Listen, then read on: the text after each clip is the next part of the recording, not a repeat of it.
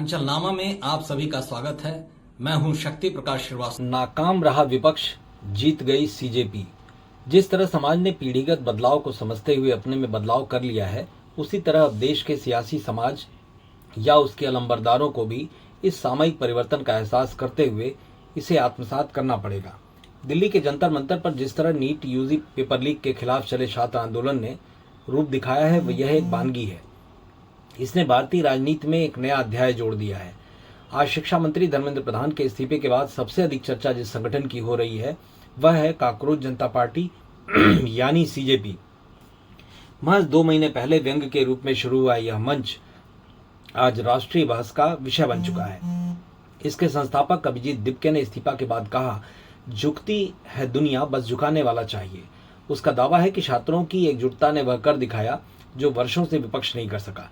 धर्मेंद्र प्रधान का इस्तीफा इसलिए भी महत्वपूर्ण माना जा रहा है क्योंकि पिछले 1 दशक में केंद्र सरकार के किसी मंत्री को बड़े जनदबाव के बीच पद छोड़ने की नौबत शायद ही आई हो।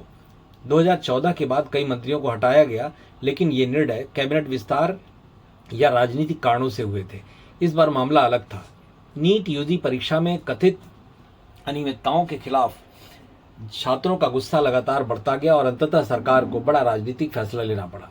इस आंदोलन की सबसे बड़ी ताकत यह रही कि इसकी कमान किसी व्यक्ति या दल के हाथों में नहीं, बल्कि स्वयं छात्रों के हाथों में थी। सोशल मीडिया पर शुरू हुआ यह अभियान धीरे धीरे सड़कों तक पहुंचा और फिर राष्ट्रीय आंदोलन में बदल गया। अभिजीत दिपके ने जिस सीजेपी की शुरुआत व्यंग्य के तौर पर की थी, वह युवाओं के असंतोष की आवाज बन गई। इस आंदोलन को राष्ट्रीय स्तर पर पहचान दिलाने में पर्यावरण कार्यकर्ता सोनम वांगचुक की लंबी भूख हड़ताल ने भी महत्वपूर्ण भूमिका निभाई। उनके जुड़ने से आंदोलन को नैतिक बल मिला और मीडिया का ध्यान लगातार इस मुद्दे पर बना रहा। हालांकि आंदोलन के दौरान विपक्षी दल भी सक्रिय रहे। कांग्रेस, समाजवादी पार्टी और आम आदमी पार्टी सहित कई दलों के नेता जंतर मंतर पहुंचे और छात्रों के समर्थन में दिखाई दिए। संसद के भीतर और बाहर सरकार को घेरने की कोशिशें भी हुई, लेकिन पूरे आंदोलन में एक बात साफ दिखाई दी कि तमाम सियासी प्रयास के बावजूद नेतृत्व छात्रों के हाथों में ही रहा। विपक्ष समर्थन तो देता रहा, लेकिन आंदोलन का चेहरा नहीं बन पाया। यही कारण है कि इस सफलता का राजनीतिक श्रेय मुख्य रूप से छात्रों और सीजेपी को ही मिल रहा है। यह घटनाक्रम विपक्ष के लिए भी बड़ा संदेश लेकर आया है। वर्ष 2021 के किसान आंदोलन की तरह इस बार भी वही वर्ग आंदोलन का नेतृत्व कर रहा था जो सीधे प्रभावित था।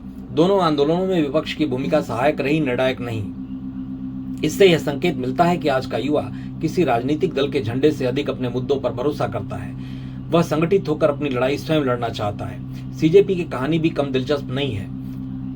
मई 2026 में शुरू हुआ यह व्यंग्यात्मक मंच शुरुआत में केवल सोशल मीडिया तक सीमित था, लेकिन नीट यूजी विवाद ने इसे वास्तविक जन आंदोलन का रूप दे दिया।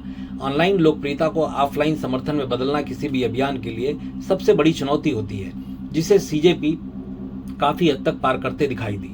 धर्मेंद्र प्रधान का इस्तीफा केवल एक मंत्री के पद छोड़ने की घटना नहीं है, बल्कि यह इस बात का संकेत भी है कि देश का युवा अब शिक्षा व्यवस्था में पारदर्शिता और जवाबदेही चाहता है।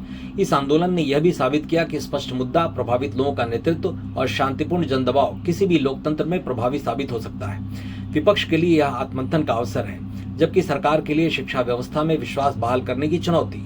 फिलहाल इतना तय है कि इस आंदोलन ने भारतीय राजनीति के समीकरणों पर एक नई बहस छेड़ दी है। देश दुनिया के सामने नेपाल में हुआ सत्ता परिवर्तन एक उदाहरण है ही। मतलब की बात में आज बस इतना ही। कल फिर मुलाकात होगी इसी समय, इसी चैनल पर। तब तक के लिए नमस्कार।